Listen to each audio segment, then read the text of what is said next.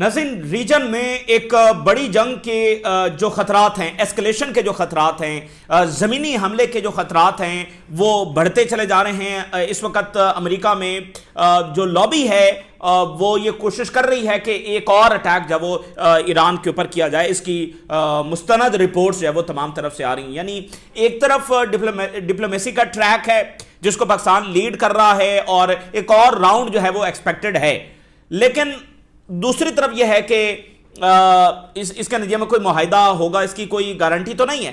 तो एक एस्केलेशन, जैसे रशिया भी वार्न कर रहा है कि हमला जो है वो ईरान पर दोबारा हो सकता है, और खबरें यह है कि अमेरिका पूरी दुनिया से अपने जो एम्युनिशंस हैं वो मिडिल ईस्ट लेकर आ रहा है, अपने जो इक्विपमेंट्स हैं उनको पूरी दुनिया से मिडिल ईस्ट ट्रांसफर कर रहा है, क्योंकि अमेरिका के जो म्यूनिशंस हैं वो बहुत ज़्यादा उनका स्टॉक पाइल्स खाली हो गए हैं। तो जो उन्होंने बाकी मुल्कों को दिए हुए थे वहाँ से वो निकाल कर यहाँ पर जब वो लेकर आ रहे हैं।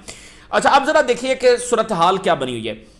बुनियादी बात क्या है कि ईरान के ऊपर जालमाना जंग जो है वो मुसल्लत हुई, ईरान की लीडरशिप को जब असैसिनेट किया गया, और इस सब के बावजूद ईरान ने जब वो सीज फायर कबूल किया, सीज फायर कबूल करने के बाद उन्होंने एक कदम और आगे बढ़ाया। उन्होंने आबनाए हुर्मस खोली, जो कि अमेरिका के लिए सबसे बड़ा मसला बन गया था, दुनिया के लिए सबसे बड़ा मसला बन गया था, और दुनिया की कोई ताकत आबनाए हुर्मस को खुलवा नहीं सकती थी। ईरान ने एक कदम आगे बढ़कर मामलात को तय करने के लिए आबनाए हुर्मस खोल दी। लेकिन इसका रिस्पॉन्स ईरान को क्या मिला? ईरान के साथ फिर बददियानती की जा रही है, ईरान के साथ फिर साजिशें की जा रही हैं, ईरान के साथ फिर चालाकी की जा रही है, और ट्रंप इंतजामिया जो है वो शिकस्त को फतह में बदलने की जब वो कोशिश कर रही है, और एक्सेसिव डिमांड्स ईरान के ऊपर थोपने की कोशिश की जा रही है। नहीं, तुम ये भी मानो, तुम ये भी मानो। हालांकि ईरान ने तो गुडविल जेस्चर दिया।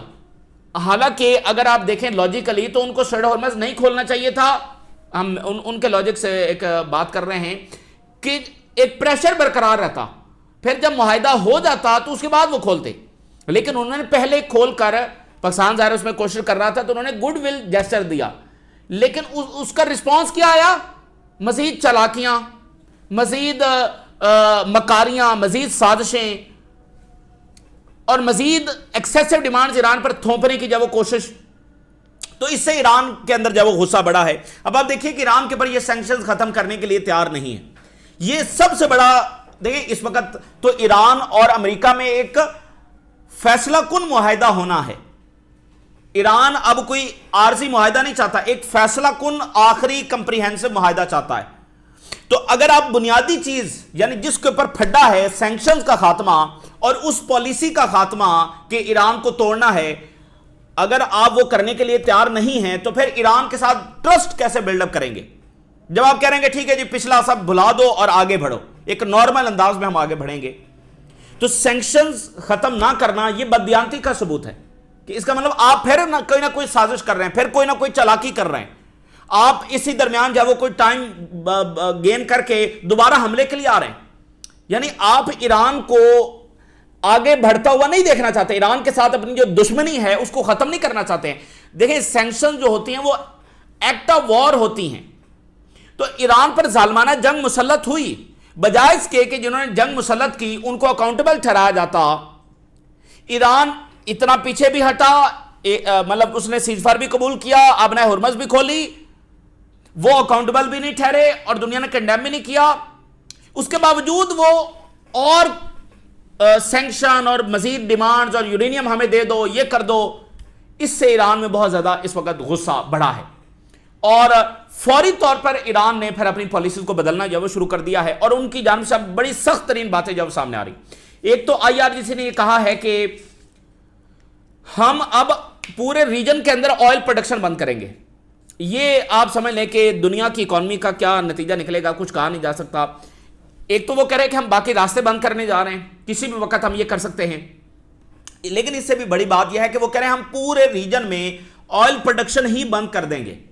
यानी कोई भी मुल्क रीजन का है तो वहां पर जब प्रोडक्शन ही नहीं होगी तो फिर ये मैटर नहीं करता कि कौन सा रास्ता खुला या कौन सा रास्ता नहीं खुला, और वो बंद कैसे होगी? वहां पर अटैक होगा तो बंद होगी।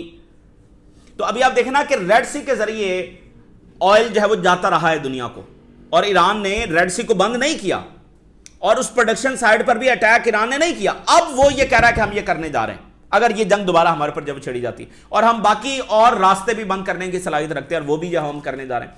अब आप देखिए कि लेबनान के अंदर क्या हो रहा है। ईरान के देखें, ईरान ने आबनाए हुर्मस खोलकर यह बता दिया कि आबनाए हुर्मस कोई बड़ा मसला नहीं है, इसको हल किया जा सकता है बैठकर। ईरान ने जब आबनाए हुर्मस खोली है तो यह तो नहीं कहा कि हम फीस लगाएंगे, सबके लिए खोल देना। ये एक जेस्चर था कि भाई ठीक है यार, हम फीस भी नहीं लेते, ये आबनाए हुर्मस पहले की तरह खोल भी देंगे। तो इससे ईरान ने यह मैसेज दिया कि ये कोई इतना बड़ा मसला नहीं है, ये हम हल कर लेंगे। मसला क्या है? सैंक्शन का खात्मा, उस पॉलिसी का खात्मा कि ईरान को तोड़ना है, ईरान के साथ दुश्मनी बरकरार रखनी है, और जो एलाइज हैं, जो रेजिस्टेंस है, और जो इजरायली एक्सपेंशन इस प्रोजेक्ट है, उसको जारी रखना। तो अब आप देखिए लेबनान में क्या हो रहा है। लेबनान में बिल्कुल जो गजा का फॉर्मूला था वो अप्लाई इस वक्त करने की कोशिश की जा रही है। आज हैरेड्स ही की रिपोर्ट सामने आ रही है कि इजराइल सीज फायर के बावजूद वहां पर मुसलसल इमारतें गिराना शुरू हो गया है, रेजिडेंशियल होम्स का सफाया किया जा रहा है, बिल्कुल उनको मलबे का ढेर बनाया जा रहा है, और बाकायदा वहां पर बुलडोजर्स और बाकी मशीनरी ट्रांसफर इस वक्त की जा रही है। और गजा में इन्होंने क्या किया था कि ये बोनस देते थे कि किसने कितनी बिल्डिंग गिराई हैं उस पर उनको बोनस दिया जाएगा। यानी जैसे ये यहां पर कोई खेल तमाशा हो रहा है, जैसे कोई फुटबॉल का मैच हो रहा है कि कौन ज्यादा गोल करेगा, तो यहां पर कौन ज्यादा इमारतें गिराएगा उसको ज्यादा इनाम मिलेगा। यह फॉर्मूला इस वक्त इन्होंने सदरन लेबनान के अंदर अप्लाई कर दिया है। यह आज इजरायली मीडिया की रिपोर्ट है। वहां पर बाकायदा कॉन्ट्रैक्ट्स दिए जा रहे हैं कि तुम इस विलेज के अंदर ये पूरा विलेज तुम साफ करोगे, इसकी सारी इमारतों को तुम मलिया मेट कर दोगे, सब इमारतें गिरा दोगे। ये उसने शुरू कर दिया। अब मुझे बताइए कि आप मुआहिदा करने जा रहे हैं, आप एक अमन की तरफ सूरत हाल को लेकर जा रहे हैं, और उधर यह हो रहा है।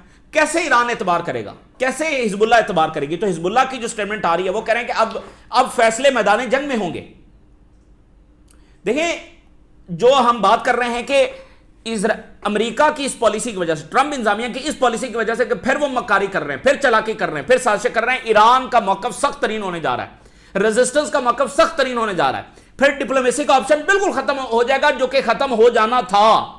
इस 40 दिन जंग के बाद कोई डिप्लोमेसी नहीं बची थी, लेकिन ईरान ने फिर टेबल पर आकर बैठा है। दुनिया इस बात को अंडरस्टैंड नहीं कर रही, और ईरान के अंदर बड़ी हार्ड लाइनर जो वॉइसेस हैं वो एग्जिस्ट करती हैं। और अब ये जो बयान आ रहे हैं वो उन हार्ड लाइनर वॉइसेस के हैं। अगर उन्होंने मुकम्मल तौर पर ईरान में गलबा पा लिया, कोई उनसे बात नहीं कर सकेगा। तो अगर दुनिया अपनी मुनाफकत से बाहर नहीं आती और कंडेम नहीं करती, और ट्रंप अगर यहां से मुआहिदा करके एक बेहतर डील लेकर नहीं विड्रॉ करता, जो कि उसको आज डील मिल रही है, तो फिर अमेरिका भी यहां पर ड्रैग हो जाएगा, और दुनिया की इकॉनमी का क्या होगा ये कुछ कहा नहीं जा सकता। एंड अगेन, अगर ईरान ने अपनी पॉलिसी सख्त कर ली और तमाम मामलात IRGC ने अपने कंट्रोल में कर लिए ईरान में, कोई उनसे बात नहीं कर सकेगा, फिर उनसे कोई मनवा नहीं सकेगा। इस वक्त जो ईरान के फॉरेन मिनिस्टर हैं या ईरान के सदर हैं, ये आप समझ लें कि ये मॉडरेट वॉइसेस हैं, ठीक है ना। तो अगर इनको बार बार धोखा दिया जाएगा, यानी ये एक बात करते हैं कि ठीक है, ईरान के फॉरेन मिनिस्टर ने कहा ना कि हमने स्ट्रेट ऑफ हॉर्मज़ खोल रहे हैं, तो आपने उसका जवाब कैसे दिया? तो आपने बददियानती की तो IRGC का गुस्सा बढ़ा होगा। तो अब IRGC कह रहा है कि हम तो पूरे रीजन में अब ऑयल प्रोडक्शन ही बंद करेंगे। सो इसलिए ये मामलात बहुत ज्यादा हसास हैं जो लेबनान में हो रहा है, जो ईरान के खिलाफ करने की जब वो कोशिश की जा रही है। ईरान जीता हुआ है ये जंग, आप उससे टेबल पर फिर वही शरात मनवाना चाहते हैं जो कि मानी नहीं जा सकती हैं। आप यानी अपनी शिकस्त को फतह में और ईरान की फतह को शिकस्त में बदलना चाहते हैं, ये नहीं होगा। और खुद ट्रंप के लिए दो तरह के क्राइसिस हैं, एक ये कि वो अमेरिकी मफादात उससे डैमेज हो रहे हैं, और दूसरा ये है कि अमेरिका के अंदर क्राइसिस बहुत आगे बढ़ गया है, बहुत अब शिद्दत से वहां पर तनकीद हो रही है। आज वॉल स्ट्रीट जर्नल ये रिपोर्ट भी छाप दी है कि बाकायदा ट्रंप को डिमेंशिया है, इस तरह की रिपोर्ट, यानी जहनी हालत के ऊपर अब वहां पर रिपोर्ट्स और छापी जा रही हैं। और कैमला हारिस आज सामने आई हैं। कैमला हारिस जो है उसने ये कहा है कि इस जंग में नेतन्याहू लेकर गया है, ट्रंप अमेरिकी फौजियों की जिंदगी को खतरे में डाल रहा है, ये वार ऑफ चॉइस है, इसमें अमेरिका का कोई मफाद नहीं है, अमेरिकी पीपल इस जंग को बिल्कुल नहीं चाहते हैं। ये कैमला हारिस आज सामने आ गई। इसी तरह बहुत सारे गवर्नर्स, बहुत सारे सेनेटर्स, वहां बड़ी सख्त तरीन तरकीब जो ट्रंप इंतजामिया के ऊपर शुरू हो गई है। और मागा के लोग जो हैं, आज टकर कार्लसन का जो बेटा है वो JD वैंस की टीम को उसने जब छोड़ दिया है। सो मागा के अंदर एक बहुत बड़ी डिवीजन इस वक्त पैदा हो रही है। अमेरिका यहां मिलिटरीली कुछ अचीव नहीं कर सकता। वो एक और जंग करेगा और नुकसान उठाएगा, और साथ क्या होगा कि ईरान का मौक़िफ़ और ज्यादा जबरदस्त होने जा रहा है। आज जो ब्राजील के सदर हैं उन्होंने भी बड़ी सख्त बातें की हैं, वो बड़े खुलकर सामने आए हैं और उन्होंने कहा कि हम एक ऐसे सदर को बर्दाश्त नहीं कर सकते जो सुबह उठते और शाम को सोते हुए जंग की धमकियां लगाता हो। और उन्होंने सिक्योरिटी काउंसिल के जो 5 परमानेंट मेंबर्स हैं उन पर बड़ी सख्त तनकीद की है। उन्होंने कहा है कि इन 5 मुल्कों के बिहेवियर्स की वजह से, इनकी आपसी दुश्मनियों की वजह से ये छोटे मुल्कों को मैदान जंग बना रहे हैं कई दहाइयों से। अब वक्त आ गया कि ये 5 मुल्क टेबल पर बैठें और अपने इस बिहेवियर को चेंज करेंगे, ये छोटे मुल्कों को मैदान जंग बनाना बंद करें। उन्होंने सबको एक लाइन में रखा है। ये इनकी आपसी जंगें हैं और हमें ये मैदान जंग बना रहे। और ट्रंप इंतजामिया को उन्होंने बहुत तनकीद का जब निशाना बनाया है, तो बाकी दुनिया को भी चाहिए कि वो आगे बढ़े। अच्छा, जो हम बात कर रहे हैं ना कि अमेरिका के अंदर बड़ा क्राइसिस पैदा हो रहा है। एक्सियोस जो कि CIA के साथ लिंक और मोसाद के साथ लिंक एक इदारा है जो अब खबरें देता है, उसकी जरा आप रिपोर्ट देखिए। उसने आज रिपोर्ट दी है कि नेतन्याहू जो है eroding decades of US support for Israel, कि दहाइयों का जो अमेरिका और इजराइल का स्पेशल रिलेशनशिप है वो भी एट क्वेश्चन आ गया है नेतन्याहू की पॉलिसीज की वजह से। क्योंकि नेतन्याहू जंग कर रहा है, मजीद जंग, जैसे लेबनान में वो कर रहा है। ये लेबनान की जंग ईरान की जंग से अलग नहीं है। लेबनान में नेतन्याहू बाहर निकलने के लिए तैयार नहीं है, इनखला करने के लिए तैयार नहीं है, बल्कि जुल्म कर रहा है। ईरान खामोश नहीं बैठा रहेगा और खुद हिजबुल्लाह खामोश नहीं बैठे रहेगी, और लेबनान में जंग छिड़ेगी तो पूरा रीजन उसमें ड्रैग होगा। तो नेतन्याहू यानी ट्रंप को चाहिए कि उसने यहां से निकलना है ना, नेतन्याहू उसको ड्रैग कर रहा है और उधर अमेरिका में क्राइसिस बढ़ रहा है।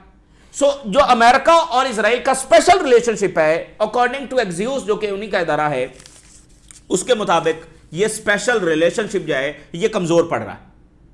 क्योंकि अमेरिका आने वाले दिनों में इस पोजीशन में नहीं होगा कि वो इजराइल को सपोर्ट कर सके। जिस तरह की एक तहरीक भी चल रही है वहां पर, वो शिद्दत इख्तियार करती चली जाए। आज कैमला हैरिस खुलकर आकर उसने कह दिया कि ये तो सारा इजराइल कर रहा है। अच्छा, अब दूसरी बड़ी इंपॉर्टेंट बात यह है कि IRGC ने एक ड्रोन अटैक किया। ये पहला ड्रोन अटैक है जो सीज फायर के बाद IRGC ने किया है। और कहां पर किया है? जो कुर्दिस्तान का इलाका है, इराकी कुर्दिस्तान का, वहां पर जो कुर्द सेपरेटिस्ट फोर्सेस हैं उनके ऊपर ये ड्रोन अटैक्स किए गए हैं। ये मामला बड़ा इंपॉर्टेंट है क्योंकि ट्रंप अपनी स्पीचेस के अंदर, अपनी स्टेटमेंट्स में ये ओपनली कह चुका है कि यहां पर प्लान ये है कि कुर्दों को असला देगी मोसाद और फिर वो ईरान में दाखिल होंगे। और ड्यूरिंग द वॉर ट्रंप ने ओपनली ये कहा भी सही कुर्दों को कि दाखिल हो जाओ ईरान में।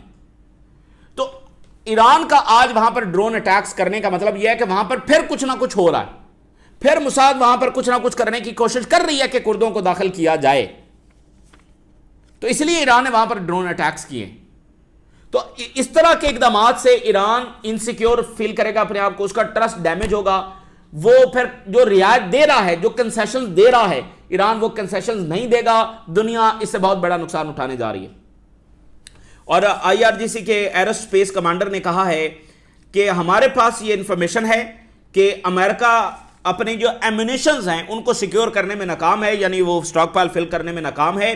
और अब ये पूरी दुनिया से जो वेपन है, एम्यूनिशंस है, वो उठा कर यहां पर लेकर आ रहा है। यानी जो साउथ कोरिया को दिए हुए थे, जो जापान को दिए हुए थे, जो यूरोप को दिए हुए थे, वहां से उठा कर ये यहां पर मिडिल ईस्ट में लेकर आ रहे हैं। किस लिए लेकर आ रहे हैं? दैट मीन्स कि वो जंग, यानी दो चीजें हैं ना, एक तो ये कि एम्यूनिशन खाली है, बहुत कम है, लेकिन फिर भी वो जंग करने के लिए आ रहे हैं। तो फायदा और फतह ये दोबारा भी यहां से नहीं उठाकर जाएंगे, बल्कि 2 रिजल्ट होंगे। अमेरिका की शिकस्त में इजाफा होगा, ईरान के स्टांस में मजीद सख्ती आएगी। Iranian advisor warns of imposing new regimes on other waterways. अब इन्होंने कहा है कि हम मजीद बहरी रास्तों को बंद करने जा रहे हैं। यह अब खुली वार्निंग जब ईरान की जानिब से सामने आ रही। स्ट्रेट ऑफ हॉर्मुज़ उन्होंने बंद कर दिया, हालांकि उन्होंने खोला, दुनिया को मैसेज दिया, एक गुड जेस्चर दिया और फ्रीली खोल दिया। लेकिन जो आगे से इन्होंने किया है उसके बाद ईरान का गुस्सा बढ़ा और ईरान कह रहा है कि न्यू ऑर्डर जो है ये स्ट्रेट ऑफ हॉर्मुज़ के ऊपर इंप्लीमेंट किया जा रहा है, इस्टेब्लिश किया जा रहा है कि नया ऑर्डर, और अगर एग्रेशन रिपीट हुआ, new regime will be imposed over the other waterways. फिर दूसरे रास्तों को भी हम इसी तरह से कंट्रोल कर लेंगे। और फिर आईआरजीसी ने कहा, अब देखें ना कि आज आईआरजीसी के बयान आ रहे हैं और उसमें सख्ती है, क्योंकि ईरान के अंदर एक, हर मुल्क के अंदर एक मामला होता है, एक हार्ड लाइनर वॉइसेस होती हैं, एक जरा सॉफ्ट होती हैं। जैसे आप प्यूटन की बातें सुन लें या रशिया के फॉरेन मिनिस्टर की बात सुने और मेदवेदेव की बात सुने तो उसमें जमीन आसमान का फर्क होगा, ठीक है। तो इसी तरह आईआरजीसी आज आगे बढ़कर उन्होंने सारी बातें की हैं कि फिर हम ये करेंगे, क्योंकि आप तो फिर बात को मानने के लिए तैयार नहीं है। ईरान रीजन में ऑयल प्रोडक्शन मुस्तकिल तौर पर रोक सकता है। उन्होंने कहा हमारे अंदर यह कैपेबिलिटी है कि हम रीजन में मुकम्मल ऑयल प्रोडक्शन रोक देंगे। इसका मतलब यह होगा कि दुनिया का 9 मिलियन ऑयल यहां से जाना बंद हो जाएगा, और उसके बाद जो एक ही दिन में ऑयल शॉक आएगा, ऑयल की सप्लाई जो डैमेज होगी, एक दिन भी दुनिया बर्दाश्त नहीं कर सकती। इस जंग में भी ऑयल रेड सी से जाता रहा है, फिर भी दुनिया के साथ मामला कहां तक पहुंच गए थे। ऑयल प्रोडक्शन ही बंद हो गई, क्योंकि इराक का ऑयल एक रास्ते से जाता रहा है, फिर सऊदी अरेबिया का ऑयल जाता रहा है। ये कह रहे हैं हम पूरे रीजन में ऑयल प्रोडक्शन ही बंद कर देंगे। और ईरान की नेवी ने खबरदार किया है कि जिन भी पोर्ट्स के ऊपर खलीज फारस में जहाज खड़े हुए हैं वो बस वहीं खड़े रहें और कोई हरकत ना करें। आज बड़ी सख्ती आई है आईआरसी के लहजे में, और उन्होंने कहा कि जो भी आबनाए हुर्मस के करीब जहाज आएगा, हम इसको इस तरह से रीड करेंगे कि यह दुश्मन के साथ ताउन कर रहा है और हम उसको टारगेट करेंगे। कोई जहाज है वो बंदरगाह से ना हिले और कोई जहाज है वो आबनाए हुर्मस के पास ना आए। अगर दोबारा अटैक किया जाता है तो इंटरनेशनल जो मार्केट्स हैं उनको, इंटरनेशनल जो एनर्जी मार्केट्स हैं उनको हमने कैसे डिस्ट्रॉय करना है, ये हम आपको करके दिखाएंगे। हमारे पास ये कैपेबिलिटी है कि हम इन एनर्जी मार्केट्स को बिल्कुल यानी बहुत नुकसान पहुंचाएंगे कि ये ऑयल 200 से भी ऊपर जाएगा। और उन्होंने कहा है कि ईरान ने अभी तक अपने जो मोस्ट लीथल वेपन हैं वो इस्तेमाल नहीं किए। और फिर उन्होंने कहा कि अगर अमेरिकी अड्डे खत्म ना किए गए तो फिर हम खुद जाकर इन अड्डों को खत्म करेंगे।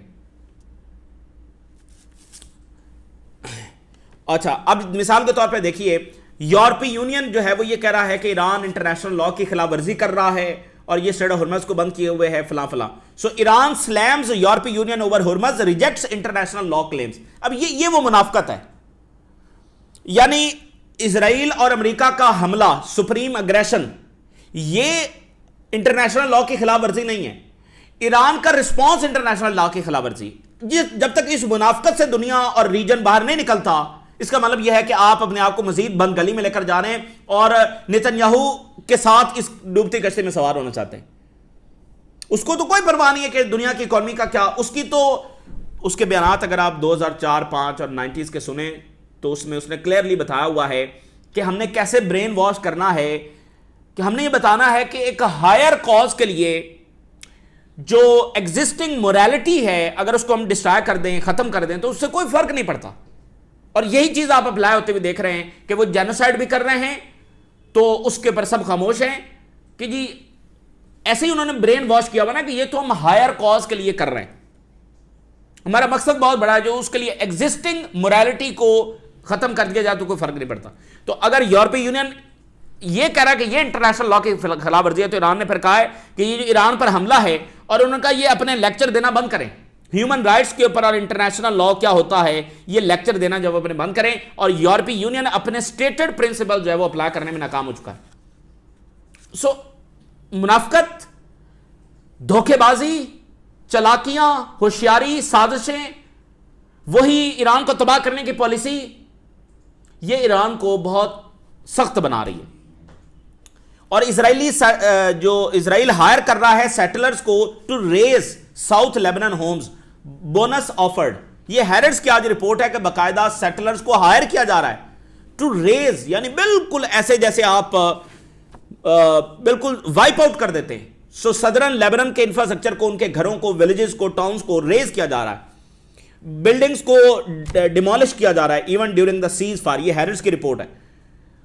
बहुत सारी इंजीनियरिंग जो व्हीकल्स हैं वो दाखिल की जा रही हैं, बुलडोजर्स दाखिल किए जा रहे हैं, वहां पर ये सारी वो लेकर जा रहे हैं मशीनरी। सिविलियन कॉन्ट्रैक्टर्स ये वो हैं जो गजा में थे, उन कॉन्ट्रैक्टर्स को जब यहां पर लाया जा रहा है। और फिर उनको बोनसेस दिए जा रहे हैं कि भैया अगर आप इतनी बिल्डिंग्स गिराएंगे तो आपको और ज्यादा बोनस मिलेगा। इतना खेल खेल रहे हैं, इतना बेरहम खेल खेल रहे हैं।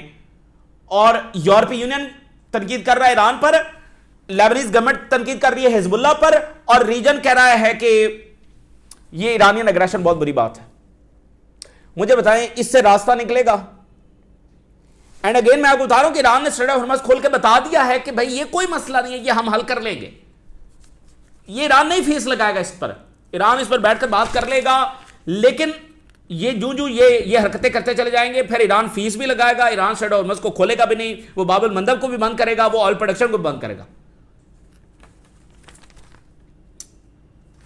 अब लेबनान के मसले को कैसे आप हल करेंगे मुझे बताइए?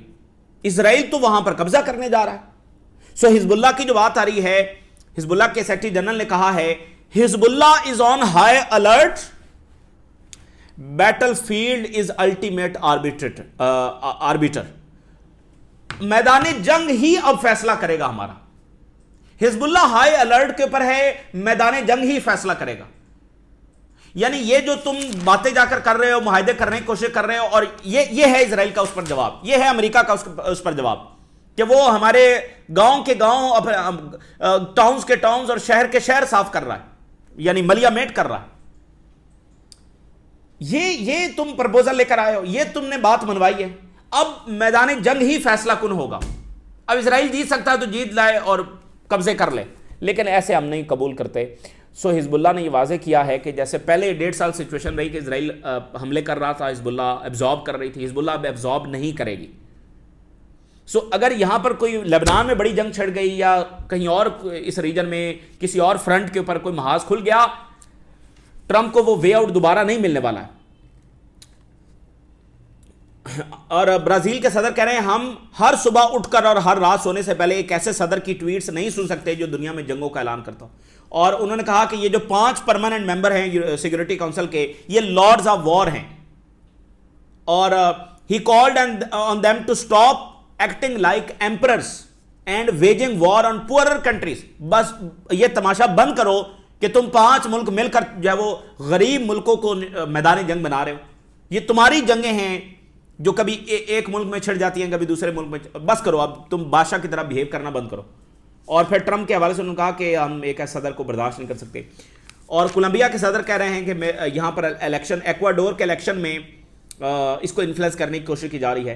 क्यूबा के हवाले से, असल में क्यूबा के हवाले से एक समिट हुआ है स्पेन में, जिसमें ब्राज़ील, मैक्सिको और अमेरिकन सेनेटर्स, गवर्नर्स, स्पेन के प्राइम मिनिस्टर ये शरीक हुए हैं। उन्होंने क्यूबा पर भी वार्निंग दी है, क्यूबा पर कोई मिलिट्री एक्शन अमेरिका जो करने जा रहा है।